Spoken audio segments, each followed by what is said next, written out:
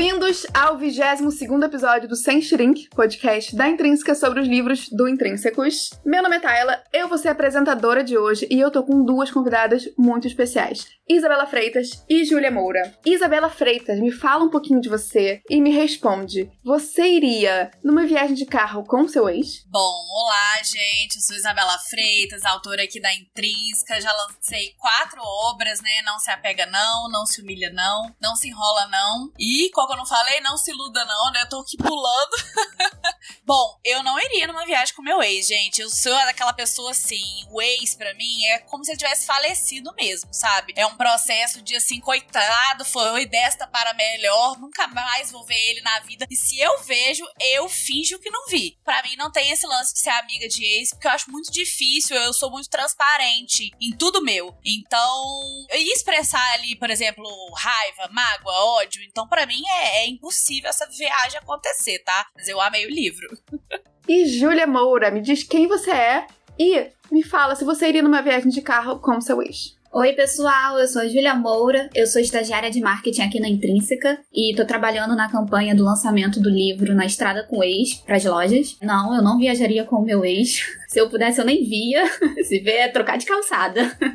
Bom, como a Júlia já falou, eu fiz essa pergunta porque hoje a gente vai conversar sobre Na Estrada com o Ex, o novo livro da Beth O'Leary. E voltando pra Júlia, ela vai falar um pouquinho pra gente sobre essa história. Júlia, é com você. Bom, gente, resuminho aqui. Na história a gente acompanha o Dylan e a Ed. Eles são ex-namorados, eles terminaram já tem 2 anos e eles ainda não tiveram aquele momento de reencontro de ex. Quando você encontra o seu ex a primeira vez depois que vocês terminaram. E é num momento muito inusitado, quando os dois estão menos esperando, eles estão a caminho de um casamento, que o destino coloca os dois na mesma estrada. E aí é que começa a confusão. Os dois são obrigados a viajar dentro do mesmo carro, junto com a companhia de amigo insuportável, irmã que tomou dor da irmã no término, muita loucura. E aí a gente vai tentar descobrir se é mesmo o fim da estrada pro Dylan e pra Ed. Bom, esse livro foi enviado em dezembro no Clube Intrínseco, do Clube do Livro da Intrínseca, e a gente vai falar aqui alguns spoilers aí da história. Se você leu o livro, só vem com a gente. Se você ainda não leu e não quiser saber nenhum detalhe, a gente recomenda você ler antes e ouvir o papo depois. Mas, se você não se importa, vem com a gente assim mesmo.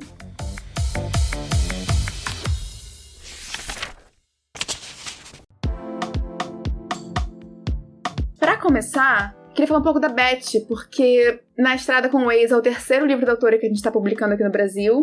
E ela é uma autora muito amada e muito querida, tanto aqui dentro na editora, quanto no Brasil inteiro, porque ela é um sucesso. A Betinha lançou Teto pra 2, foi o primeiro livro dela, que fez o maior sucesso, e depois A Troca, que também foi no Intrínsecos, mas foi em 2019. Eu diria que a marca da autora é escrever romances fofíssimos, gostosos de ler, que você lê assim, numa sentada, rápido, que você se apaixona pelos personagens, mas nunca deixando de lado assuntos sérios e temas, às vezes, pesados, mas que ela consegue tratar ali com uma leveza e consegue dar ali uma fluidez para esses temas. Me digam vocês já leram os outros livros da autora e que elementos de Na Estrada com o Ex vocês diriam que tem a carinha da Beth? Ela dá uns toques, assim, às vezes na história, de colocar coisas que a gente vai se identificar, às vezes por não ter uma família funcional, igual ela coloca, por exemplo, o Dylan tendo problema com o pai e tudo mais, o pai chega a chamar ele, acho que de fracassado, enfim, né, desvalorizando o próprio filho, e são coisas que às vezes a gente não via na ficção, né, muitos assuntos não eram trazidos para a ficção. Eu mesma, nos meus livros, trago assuntos de relacionamento abusivo, tóxico, não sei o quê, que também gerou uma identificação no público, porque são assuntos que as pessoas queriam ler sobre e não tinham. E às vezes ser inserido ali na história, com toques de leveza, dá esperança para as pessoas de tipo, poxa, eu vivo essa realidade aqui, não é uma realidade legal, com a minha própria família. Você tá ali lendo, às vezes, um romance e tá abordando temas como amigo tóxico ou família tóxica. Eu acho isso muito legal. Ela dá aquelas pinceladas com esses assuntos polêmicos e sempre tratando de uma forma leve. Eu gosto muito, assim. Diria até que é uma boa forma de introduzir esses assuntos, né? Antes de já chegar falando de uma forma pesada, de uma forma muito profunda sobre o tema, inserir esses assuntos numa história leve, em que você consiga resolver e fechar, amarrar as pontas ali, seja uma boa forma de, inclusive, difundir esses assuntos pra todo mundo saber sobre, ninguém se sentir culpado, ninguém se sentir sozinho, né? É da forma, entendeu? Porque às vezes é uma coisa que você só pensa, então você não comenta com ninguém, você guarda pra você, e aí se você lê num livro, você fica tipo, minha realidade, um personagem do livro com a minha realidade. Porque quando a gente tá lendo um livro, a gente quer se identificar com o personagem, né? Se você lê um livro e você não acha nada ali, um ponto em comum com você, é difícil você se conectar com o livro. Então os livros da Beth puxam bem no fundo do coração, aqueles sentimentos que não eram tratados nem na literatura, nem numa roda de amigos, e que ela aos poucos, ela insere ali na história, devagarzinho, igual você falou, sem trazer o tabu, né, da história, sem trazer também um conselho, ela simplesmente coloca ali. O personagem tem aquele problema. E você, Júlia? Eu acho que é mais ou menos isso mesmo. É uma coisa que pra mim é muito marcante na escrita da Beth, que inclusive, gente, eu sou muito fã, então se eu puxar saco aqui, puxo mesmo. São os personagens secundários que ela traz. Ela sempre traz aqueles personagens que não é o casal principal, é o amigo do cara, é a irmã da menina, é o pai do fulano, é a mãe da fulana, que você acaba se envolvendo, você acaba querendo até conhecer mais, sabe? E essa questão dela trazer assuntos muito importantes de forma leve, de forma mais tranquila, assim, e que você fica assim, caramba, o que eu faria se eu tivesse, sei lá, no lugar da Tiff? Será que eu dividiria a cama com uma outra pessoa que eu não conheço? E nossa, e se eu encontrasse meu ex no meio do caminho, o que eu faria? Você consegue entrar na história e se sentir no lugar dos personagens ali. Por isso que a Betinha é só sucesso. Isso que você falou dos personagens secundários, eu acho que também é uma característica muito marcante dela e que eu, como escritora, eu gosto bastante de livros que trazem esses personagens secundários bem valorizados, assim. Eu amo escritores que fazem isso. Eu até falei pro Lucas que o Lucas, ele tem sonho de escrever livro e às vezes ele tá escrevendo o livro dele e às vezes ele tem dificuldade de escrever diálogos e inserir personagens, sabe? Dar forma aos personagens. Eu falei, cara, dá uma lidinha no primeiro e segundo capítulo aqui da Beth, só pra você sentir como que ela escreve de uma forma fácil, fluida, e mesmo assim ela traz características marcantes pros personagens, né? Não é só o principal que é importante, todos são importantes, igual a irmã dela, a gente fica sabendo da história dela, que ela tem um filho, que ela tá tirando leite na bombinha. Esses detalhes, né, que às vezes os autores esquecem de enaltecer sobre os personagens secundários, é muito legal. Porque a gente acaba se apegando também aos personagens secundários, até personagens insuportáveis, tipo o Marcos e aquele que tava pegando carona, que eu nunca decoro o nome dele, que tá sempre comendo um biscoito. Gente, eu adorei, entendeu? Tipo, traz esse lance cômico também dele, tá sempre puxando um biscoito ali. Eu gosto muito disso. A minha escrita também tem esses toques, então, assim, ai, gente, a Beth é uma das minhas favoritas do momento também. Eu gostei muito da Debbie, porque eu acho que a Debbie brilha de um jeito... É muito difícil você encontrar personagem secundário desse jeito. Ela tem uma história tão bem construída, tão bem definida ali. Ela tem todo o processo, quando o livro mostra o flashback. Ser uma pessoa livre, efusiva, ela faz o que ela quer na hora que ela não quer ninguém prendendo ela. E aí tem o processo dela achar que tá grávida, e tem o processo dela querer um filho. Então tudo isso é muito bem construído e muito bem mostrado pra gente. É belíssimo, é realmente E ela é uma mulher foda, ela é foda. E é um enredo também muito legal, esse enredo dela ser uma mulher livre, não quero nada com nada, e do nada ficou grávida. Isso acontece com muitas pessoas. Comigo foi assim, né? Eu hoje em dia tenho uma família, tenho meu filho, quero ter mais um, eu amo ser mãe. Mas foi do nada que aconteceu e eu era uma pessoa livre, curtindo a vida. Então você vê eles e fala, nossa, eu sou a Debbie. Eu super me identifiquei com a Debbie. E é estranho, né, a gente se identificar às vezes mais com o personagem secundário do que com o principal. Eu me identifico mais com a Debbie. Adoro a Debbie, inclusive. Ela, pra mim, é o destaque desse livro. Ela é perfeita. É exatamente isso, né? Até o momento que a Ed tá conversando com o Dylan, e a Ed vai e fala pro Dylan, você não vai perguntar quem é o pai do filho da Debbie? Aí ele vai e fala, eu sei que ela não precisa de homem nenhum pra isso. É maravilhoso. Esses highlights que mostram o poder da Debbie, eu gosto. Igual ela na estrada com caminhoneiro. Eu achei aquilo assim sensacional. É uma cena que você não espera que vai acontecer. Esse livro, na verdade, você não espera nada que vai acontecer. É uma surpresa do início ao fim. Mas assim, essa cena dela com o caminhoneiro, eu falei, não é possível que ela vai fazer isso. E foi maravilhoso, sabe? Ai, gente, tudo esse livro. Acho que virou meu preferido. Eu gosto muito de Teto pra Dois, mas... E olha que eu sou daquelas que defende pra não voltar com o ex. Mas esse daí, eu amei essa viagem com o ex.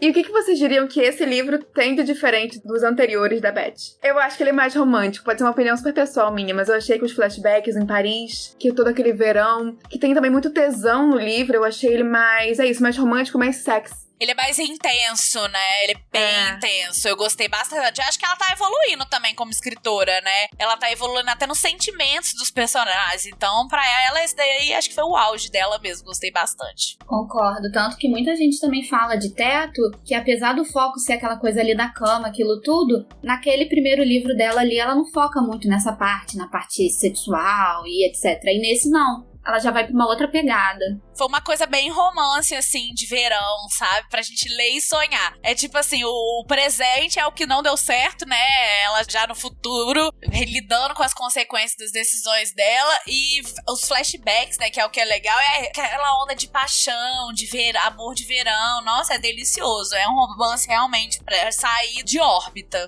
Total.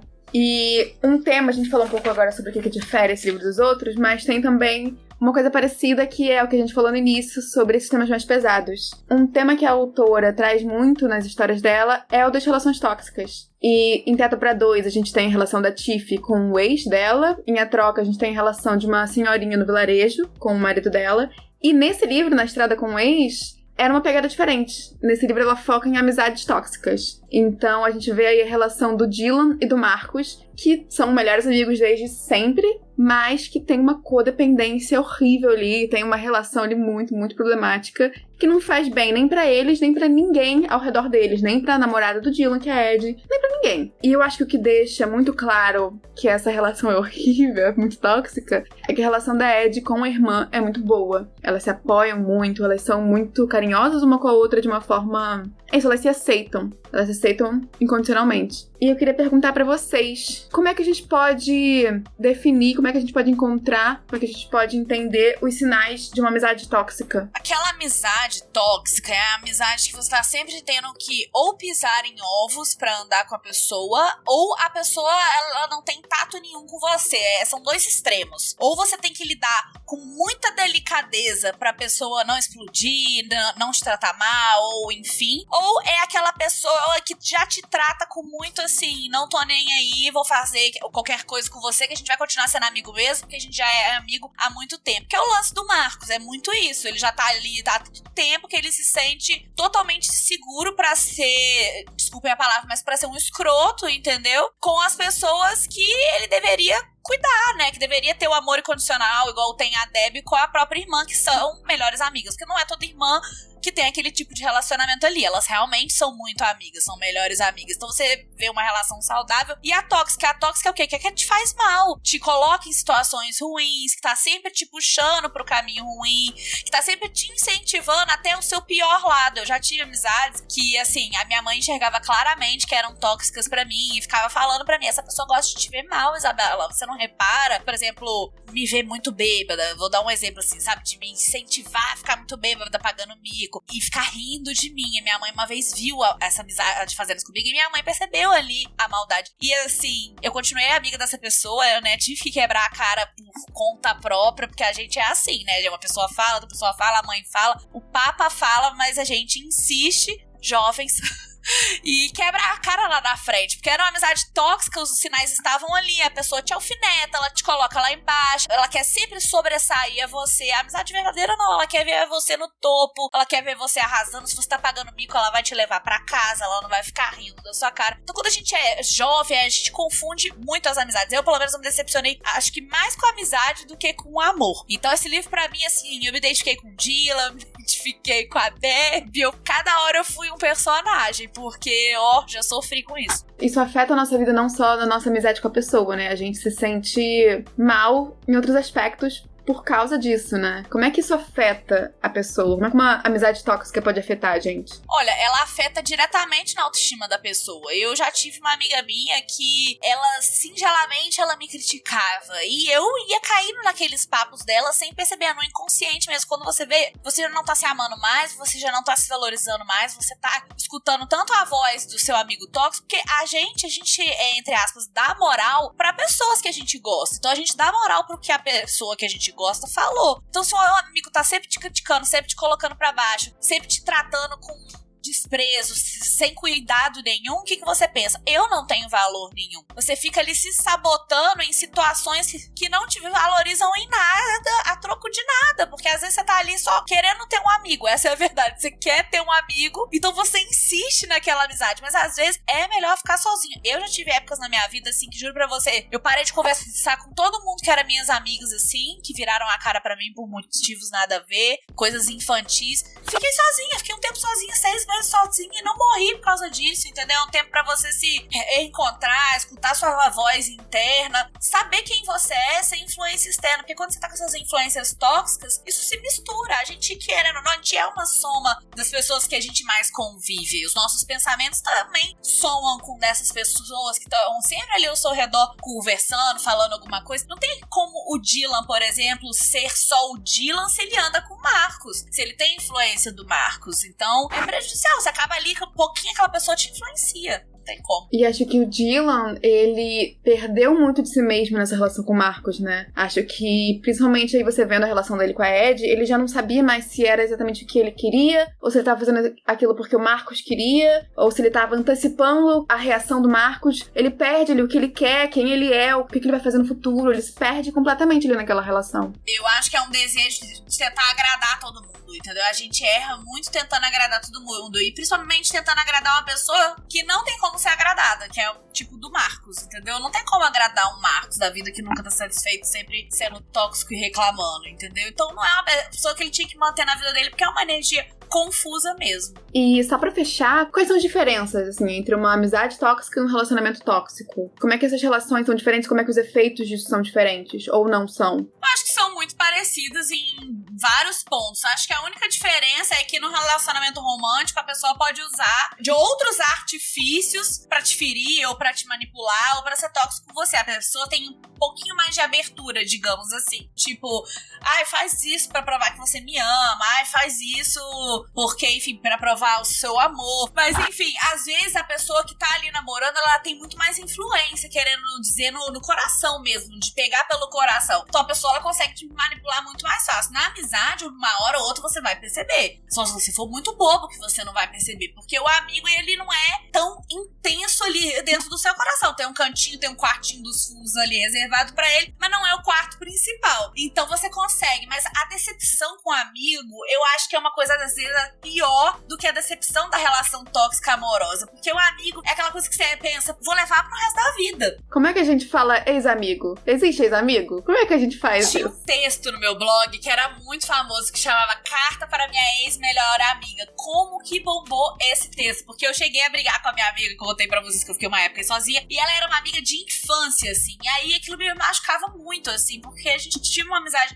maravilhosa e do nada ela parou de conversar comigo. Eu não sabia nem explicar pras pessoas o porquê que a gente tinha brigado. A gente era da mesma sala, de um dia pro outro ela parou de sentar do meu lado, começou a virar a cara pra mim. Quando eu fui tirar a satisfação, ela falou um monte de coisa desconexa, tipo assim, parecia que ela tava guardando várias coisas. Ela soltou aquilo tudo ali, eu não entendi absolutamente nada, parecia que estávamos falando línguas diferentes. Aí eu falei, quer saber? Eu vou dar um tempo ao tempo. Aí meu alma de escritora foi lá escrever Carta para minha ex-melhor amiga. E ficou um texto famosíssimo, mas ela mandou, gente, mandou muito grande, porque só de você falar minha ex-melhor amiga, você já fica assim, nossa, meu Deus do céu, a pessoa que eu queria, sei lá, ser madrinha dela, morar do lado dela. Inclusive a gente voltou a conversar hoje em dia. Ela tem uma filha pequenininha, vai morar aqui na rua do meu lado. Vai ser sua ex-melhor amiga. Ela veio me pedir desculpa, ela é minha ex-melhor amiga, exatamente. Ela veio me pedir desculpa por tudo que rolou, perdoei ela. Hoje em dia eu fui madrinha do casamento dela, mas é isso, é uma dor muito grande, ainda bem que eu recuperei. Ai, assim como o livro teve um final feliz, eu adorei. Eu fiquei com medo de não ter final feliz. Eu fiquei, gente, por favor, que tenha um final feliz, por favor, mas teve. Eu queria perguntar pra vocês, já que a gente tá falando aí de um livro que se passa 99% dentro de um carro, a gente sabe que se a Ed fosse escolher alguém pra levar numa viagem de carro, o Dylan seria a última opção. E a mesma coisa com o Dylan. Acho que ele demoraria muito tempo até escolher a Ed, ele ficaria muito nervoso pra escolher a Ed. E eu queria perguntar pra vocês, se vocês pudessem escolher 3 pessoas pessoas, reais ou fictícias, pra não levar com vocês de jeito nenhum numa viagem de carro, quem seriam essas pessoas? O burro do Shrek, vou falar, porque ele é um saco, fica perguntando se já chegou, não chegou. Não chamaria ele, entendeu? Coloca aí também meu ex. Aí, na categoria meu ex, você engloba todos eles, porque o ódio é igual para todos.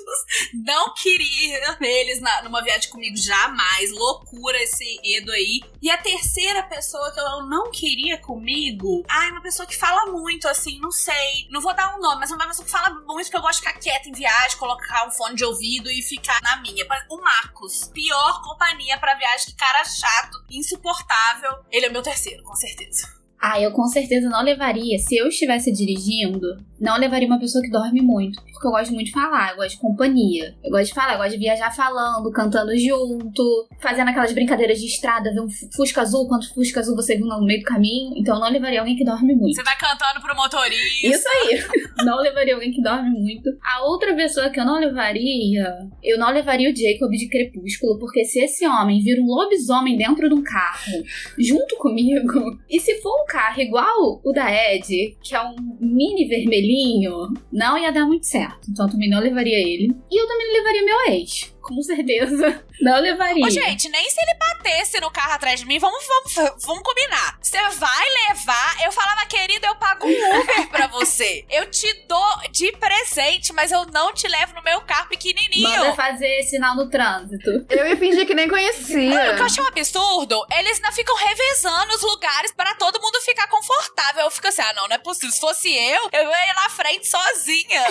E eles lá atrás, espremidos. E você, Tayla? Faltou você. Verdade. Eu não levaria, em primeiro lugar, o Hannibal, porque se a viagem demorar tanto tempo quanto durou na estrada com o ex, sei lá, 3 dias, quase, na primeira paradinha pra lanche ele já ia me comer. Não, você seria o lanche, eu seria o lanche. Assim, gente, sou muito bonita e tal, mas gostaria de não virar marmita do Hannibal. A minha segunda opção de não levar é o Vin Diesel, porque ele participa de muitos filmes de Velozes e Furiosos, e eu acho que toda vez que ele entra no carro, de repente ele participa de uma rinha de carro. Gostaria que minha viagem fosse tranquila. Perigoso viajar com ele.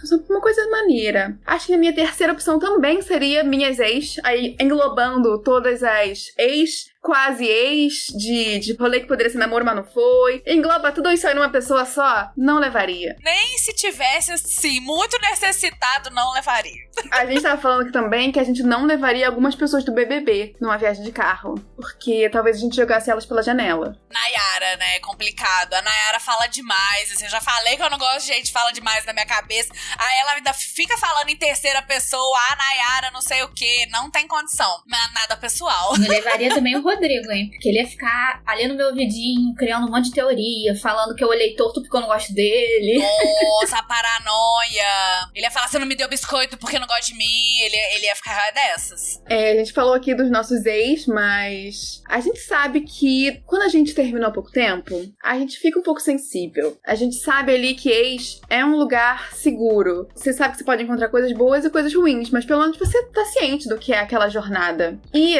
assim, atira a primeira pedra, quem nunca pensou em voltar com o ex. Mas eu acho que Na Estrada com o Ex é um livro além dessa escolha. É um livro muito sobre transformações pessoais. É um livro sobre segundas chances, é um livro sobre perdão e amadurecimento, principalmente. A gente vê ali a Ed e o Dylan crescendo muito entre o flashback e o dia de hoje. Quase não são as mesmas pessoas. Você vê ele que tem umas características base, que eles são, enfim, continuam carismáticos, mas você vê que eles cresceram muito durante esse tempo. E talvez por isso que eles tenham, no fim do livro, dado uma segunda chance um pro outro. Eu queria saber de vocês, o que vocês acham que precisa mudar pra gente pensar em dar uma segunda chance para aqueles que amamos. Eu acho que eu sempre falo que cada relacionamento que a gente tem na vida, assim, o próximo sempre será melhor do que o anterior. Então, obviamente, se você voltar com um ex com um propósito, assim, eu me sinto melhor na minha pele e ele também se sente melhor na pele dele, ok, acho válido dar essa segunda chance. Agora, quando você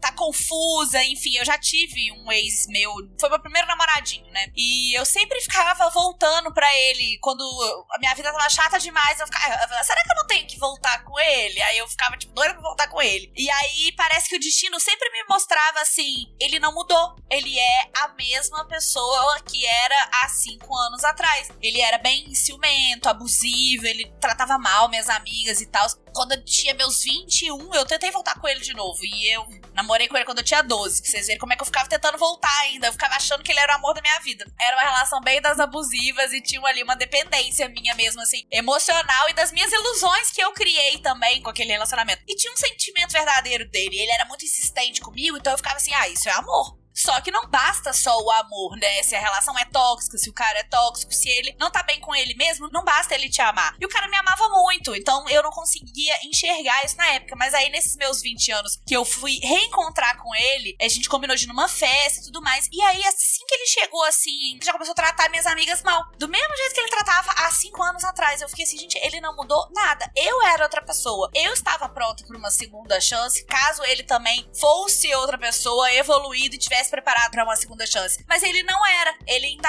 era a mesma pessoa de 5 anos atrás que não tinha dado certo. Mas agora, se você reencontra um ex seu, você se sente assim, construir coisa pra caramba desde a nossa última vez que nos vimos, enfim, ele também construiu, ele evoluiu pra caramba e quer voltar, ainda tem um sentimento muito latente, eu acho super válido. Tem várias relações assim, da vida real mesmo, que eu já vi de pessoas que voltaram e deram certo pela segunda vez e não deram na primeira, porque eram muito, sei lá, imaturas, e, enfim, mas não é muito o que acontece, né? É uma coisa bem pra gente sonhar. Eu acho que é isso. Eu acho que existem os 3 casos, né? Aquele caso que não deu certo por você, algo interno, não deu certo porque não era o momento, não deu certo por causa da outra pessoa. Assim, eu sou taurina, então eu gosto muito dessa coisa de segurança, odeio essas mudanças rápidas que acontecem, eu não gosto, não sei lidar bem com isso. Então é muita terapia pra poder aprender a lidar com esse tipo de relação. Signo de terra é muito apegado, sim, muito forte nas coisas, né? É terra pura. E eu tenho uma amizade que nós éramos amigas desde criança, e lá pros 14, 15 anos, sei lá por que a gente se afastou e nunca mais a gente se falou. Até o momento que a gente parou de se seguir na rede social, sei nem por quê. E uns 4 anos depois a gente se reencontrou numa festa e a gente começou a conversar e a gente voltou a nossa amizade e a gente tá aí, amigas, até agora. Mas eu também tenho aquelas amizades ou aqueles ex que não deu certo uma vez, não deu certo na segunda e não deu certo na terceira. Então assim, eu acho que é mais ou menos isso, sabe? Mas eu sou super a favor da gente dar a segunda chance quando é pra uma coisa que não machucou tanto a gente assim. Eu acho que quando você tenta uma e tenta 2, já tá bom. E se machucou demais, não tenta voltar. Pois é, uma coisa assim da gente se preservar. Exatamente. Porque às vezes a gente fica assim, vou lá me machucar e nem percebe. Sim, pois é. Não que eu siga muito o que eu tô falando nesse momento, mas eu acho isso. Eu sigo, tá, gente? Eu gosto de segunda chance. Eu acho, na verdade, que às vezes as pessoas precisam de um tempo pra respirar. E óbvio que isso vai depender de relação pra relação, vai depender se a sua relação tá te machucando demais, se é tóxico, se não é. Mas eu acho que às vezes as pessoas precisam de um tempo pra ficar sozinhas, de um tempo pra ficar recolhidas, e às vezes isso significa realmente afastadas. E voltar com uma pessoa, às vezes isso é reconhecer que vocês precisavam de um tempo afastados. Pode ser um tempo de dias, pode ser um tempo de semanas, pode ser um tempo de meses, mas eu sou também uma fã de segunda chance. Acho que eu sou muito romântica. Eu acho fofo também segunda chance. Eu adoro ler sobre segunda chance. Mas eu não dou, não, pros outros, não, entendeu? Jamais vem me pedir uma segunda chance pra você ver.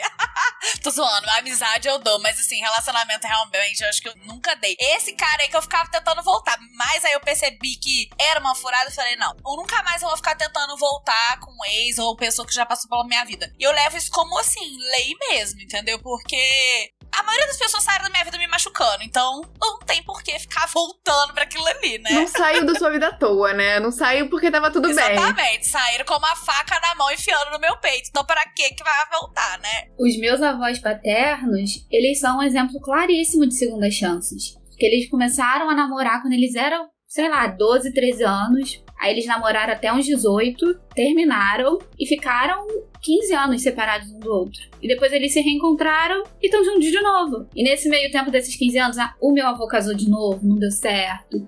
Minha avó teve os namorados dela que também não deram certo. E depois eles se encontraram e estão aí juntos até agora. tem casal que parece que o destino ajuda também, né? Igual o livro teve ali uma participação do destino. Então tem casal que, por mais que fale, não vou voltar, quando vê, tá ali no mesmo lugar, os dois na mesma fase, solteiros, prontos pra voltar. Até a gente tem que estar atento a esses sinais também. Esse aí é o caso de almas gêmeas. E às vezes a gente não quer acreditar no destino, né? Às vezes a gente fica assim, gente, eu sei que tá tudo apontando pra esse caminho, mas, gente, não posso dar o braço a torcer, porque se eu dar o braço a torcer, acho que se joga demais, se deixa vulnerável. Acho que os dois ali precisaram ficar muito vulneráveis pra voltar um pro outro. Eles precisaram admitir os erros deles, eles precisaram conversar muito sobre isso e reviver como eles se conheceram e como é que tudo deu errado. Então acho que isso influenciou bastante também. Eles não só se viram na estrada e decidiram voltar, eles tiveram todo esse processo de reconhecimento de si mesmos e do outro. Acho que isso foi essencial. Por isso que é livro, né? É ficção. Porque um boy igual o Dylan, que vai reconhecer os erros, que não existe, gente. Eu também escrevo personagens masculinos maravilhosos que eu amo, por exemplo, Pedro Miller. É uns boy que não existe. Essa é real. É pra tirar a gente ali do ar por umas horinhas lendo o livro. Na vida real, pouquíssimas vezes eu vi um cara vir atrás da menina e falar: ai, me desculpa meus erros, não sei o que. A gente sonha. Quantas vezes a gente não treina em frente ao espelho um diálogo do cara vindo pedir desculpa pra gente? Só que o cara nunca vem. Aí que tá. E essa só história. Só o Fiuk que se desculpa por ser homem. O resto não se desculpa. Exatamente, eles não vêm se desculpar. Porque eu acho bonitinho esse lance de ter uma conversa depois, às vezes, pra colocar para as arestas, pra não ter mágoa, né? Às vezes a pessoa saiu da sua vida, igual eu falei aqui, né? Magoada, enfim, com ressentimento, sentar e falar, pô, vamos parar com esse ressentimento, isso aqui eu acho isso super legal, mas eu não vejo isso rolando muito na realidade, né? Uma coisa muito, assim, linda e maravilhosa que não acontece. Essa questão de reconhecer eles mesmos e os outros, isso no livro fica muito claro quando chega aquele momento que a Ed finalmente entende o que o Marcus sentia, que ele ficava o tempo inteiro atrapalhando a relação deles. É uma coisa que em um momento Dylan entendeu, mas a Ed ainda não sabia o que era. Gente, e esse plot twist? Vocês esperavam? Eu fiquei surpresa, eu confesso, tá? Pra mim, eu fiquei tipo, que? Eu não percebi. Foi uma das coisas que me fez gostar muito, foi isso. Porque me prendeu muito. Eu fiquei, gente, o que aconteceu que esse homem é desse jeito? Eu cheguei a pensar por um momento que talvez ele fosse apaixonado pelo Dylan. Eu, inclusive, tava torcendo por isso. Eu também! Será que é isso? Ele tá com ciúmes. Então eu acho que é isso. E a partir do momento que a Ed entendeu o Marcus, acho que foi um fechamento de ciclo da relação dela com o Dylan lá atrás. Porque foi uma coisa que impactou muito a relação dele. Uma coisa que ficou em aberto, né? Pois é, impactou muito. Então era importante pra ela entender o que aconteceu com o Marcus pra ter esse ciclo e ela e o Dylan seguirem o baile deles. Acho que foi importante também pra ela meio que superar o trauma dela. Porque ela passou por um momento muito difícil ali. E ela ficou nesses 2 anos que ela passou distante do Dylan, tentando superar esse momento. E criando forças pra se estruturar sozinha. Então, quando ela entendeu o que aconteceu 2 anos atrás, acho que ela também ficou um pouco mais leve. Pensou, cara, agora eu posso deixar isso pra trás. É aquele fim que não traz dor, né? É um fim de tipo, que alívio saber disso, né? Ela teve aquele alívio, tipo, agora sim eu posso respirar e seguir em frente e dar uma nova oportunidade, porque ela conseguiu colocar aquele ponto final, que muitas vezes a gente fica esperando um ponto final, né? Igual você falou ali da sua amiga, né, ô Júlia, que simplesmente vocês se deletaram, não sei o que, na minha amiga também eu não tive um ponto final com ela, eu não entendi por que ela brigou comigo, então é muito bom ter esse tipo de esclarecimento, a palavra é essa, né? Esclarecimento, você esclarecer os fatos e entender o ponto de vista de todo mundo, e, enfim, entender as dores também de todo mundo. Acho que isso é muito importante. Gente, a gente tá se encaminhando pro final. E pra última pergunta, eu queria pedir pra vocês.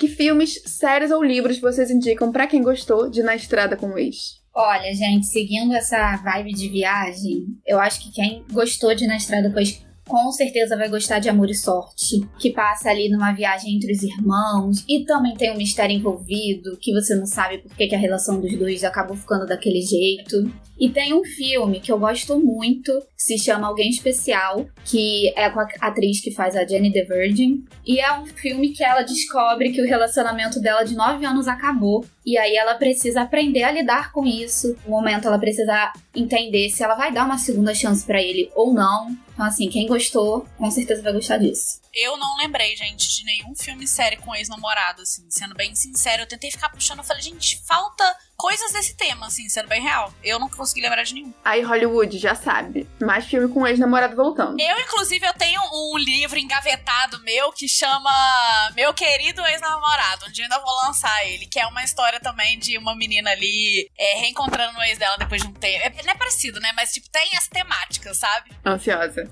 A minha recomendação, na verdade, é uma publi. Pra quem gostou de Na Estrada com o Ex, o livro anterior da autora, A Troca, tá disponível na loja Intrínsecos. O kit com o livro em capa dura, marcador, brinde, livro extra, tá lá na loja Intrínsecos. E tem também Teto pra Dois, que tá disponível nas livrarias. Então, se você gostou de Na Estrada com o Ex e ainda não conhece as obras da autora, recomendo muito. Com toda certeza. Eu amo Teto para Dois. É um romance maravilhoso também, que vai te fazer ficar tipo, ai meu Deus, preciso de um companheiro de quarto. É umas coisas assim, quero ter um companheiro de quarto pra trocar bilhetinho. Você vai ficar procurando aí, alguém quer dividir uma cama comigo, gente?